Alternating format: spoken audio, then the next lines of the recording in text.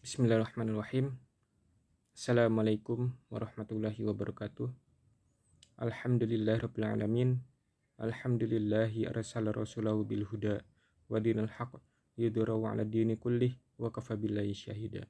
Asyhadu an la ilaha illallah wa asyhadu anna Muhammadan abduhu wa rasuluh. Amma ba'd. Perkenalkan, nama saya Muhammad Ini Fakhriza. Saya sedang berkuliah di UIN Syarif Hidayatullah Jakarta di jurusan Bahasa dan Sastra Arab. Di sini saya akan membahas dan menjelaskan tentang sastra, tepatnya sastra bandingan, sejarah sastra bandingan di dunia Arab. Sebelum kita membahas sejarah sastra bandingan di dunia Arab, kita harus tahu dulu apa itu sastra bandingan. Yang mana kita tahu sastra bandingan adalah membandingkan dua karya sastra yang berbeda. Ada yang berpendapat dua karya sastra yang berbeda itu adalah berbeda bahasanya. Jadi antara karya yang satu dengan karya yang kedua itu berbeda bahasa. Ada juga yang berpendapat bahwa perbedaan tersebut adalah dari dua negara yang berbeda. Jadi meskipun di dunia Arab, misalnya di Arab Saudi, karya sastra Arab Saudi dan karya sastra Mesir itu kan sama-sama menggunakan bahasa Arab. Karena dua karya sastra tersebut adalah dari dua negara yang berbeda, maka itu bisa dibandingkan. Sastra bandingan di sini adalah untuk mencari persamaan di dalam dua karya sastra yang dibandingkan dan juga mencari perbedaan di dalam dua karya sastra tersebut. Terus yang terakhir adalah mencari keterpengaruhan yang mungkin menjadi pengaruh besar dalam karya-karya sastra yang ditulis. Misalnya saya sebagai penulis sangat senang sekali membaca karya dari Najib Mahfuz. Maka dari itu tulisan-tulisan yang saya tulis itu mungkin akan sama, entah dari tokoh, entah dari alur atau tema yang ditulis oleh Najib Mahfuz. Jadi sastra bandingan itu bukan membandingkan dua karya sastra untuk mencari mana yang bagus atau tidak, tetapi untuk mencari persamaan, perbedaan, ataupun keterpengaruhan di dalam penulisan karya-karya tersebut. Nah, di dalam sastra bandingan ini ada dua aliran. Ya. Aliran yang pertama itu ada aliran Prancis, dan yang kedua adalah aliran Amerika. Aliran Amerika ini adalah melengkapi dari aliran-aliran Prancis. Nah, tetapi di dalam dunia Arab sendiri itu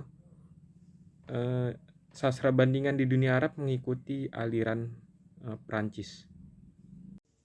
Ini disebabkan karena pelopor dari sastra bandingan di dunia Arab itu yang bernama Ghanimi Hilal. Beliau belajar di Sorbonne, Prancis, sehingga beliau lebih cenderung belajar tentang sastra-sastra Prancis. Maka dari itu sastra bandingan di dalam khazanah dunia Arab lebih cenderung ke aliran Prancis. Selanjutnya membahas tentang sejarah sastra bandingan di dunia Arab, yang mana telah saya sebutkan bahwa pelopornya adalah Ghanimi Hilal yang belajar di Prancis, sehingga ia lebih banyak mengkaji tentang sastra Prancis. Hal ini menyebabkan sastra bandingan di dunia Arab lebih cenderung ke aliran Prancis. Nah, setelah kepulangan Ghanimi Hilal dari Prancis, beliau mengajak para akademisi di wilayah Arab untuk mengkaji sastra bandingan. Dan ada dua tema yang diusung oleh Ghanimi Hilal. Tema yang pertama adalah pengaruh prosa Arab terhadap prosa Persia, dan yang kedua adalah kontribusi filsuf Mesir di dalam sastra Prancis dan Inggris. Nah, dari dua tema kajian tersebut yang termasuk ke dalam sastra bandingan, hal ini menjadi awal mula sastra bandingan di dunia Arab itu semakin meningkat. Setelah sastra bandingan ini banyak diminati di wilayah Arab, maka muncullah para akademis-akademis yang mengkaji tentang sastra bandingan tersebut, sehingga muncul istilah al-adab al-muqarron yang menjadi penamaan sastra bandingan di wilayah Arab. Sebenarnya Ghanimi Hilal ini bukanlah orang yang pertama kali mengkaji sastra bandingan di dunia Arab. Jadi ada beberapa orang seperti Al-Tahtawi yang mana ia menulis tentang perbandingan bahasa Prancis dengan bahasa Arab, dan juga ia membandingkan di antara karya sastra dari dua bangsa tersebut untuk melihat dari aspek balaghah dan aspek-aspek yang lain. Selanjutnya ada penulis asal Lebanon yang bernama Ashidak, yang mana ia membandingkan bahasa dan sastra Arab dengan Inggris dan Perancis, dan juga ia membandingkan metode penulisan surat di dalam bahasa Arab dan bahasa Inggris. Kemudian ada Al-Su'ud yang mana ia menulis tentang perbandingan sastra Arab dengan sastra Inggris, sastra Arab dengan sastra Barat, dan juga sastra Arab dengan sastra Yunani. Dan juga ada penulis asal Palestina, yakni Ruhi Al-Khalidi, yang mana ia menetap atau tinggal di Prancis, dan ia menulis tentang sejarah ilmu sastra di beberapa bangsa, yang mana dengan tulisannya tersebut tidak sedikit juga yang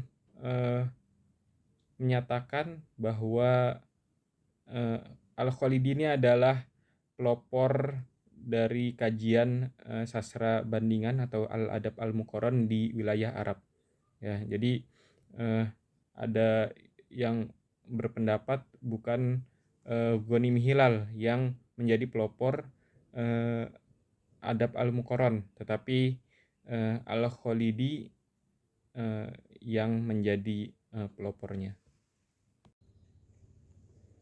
Tetapi meskipun penulis-penulis tadi itu seperti Al-Tahtawi, Ashidak, Al-Su'ud, dan juga Al-Khalidi ini telah lebih dulu mengkaji kajian sastra banding dibandingkan dengan Ghanimi Hilal, tetapi yang menjadi pelopor, pencetus, dan juga banyak diminatinya kajian sastra banding di wilayah Arab, sehingga lebih dikenal dengan Al-Adab Al-Muqarron ini karena Ghanimi Hilal, yang mana setelah kepulangannya beliau mengajak para akademisi di wilayah Arab untuk mengkaji kajian sastra banding, dan ada dua tema yang diusung dalam kajian sastra bandingnya tadi, sehingga para akademisi ini lebih tertarik dengan kajian sastra banding.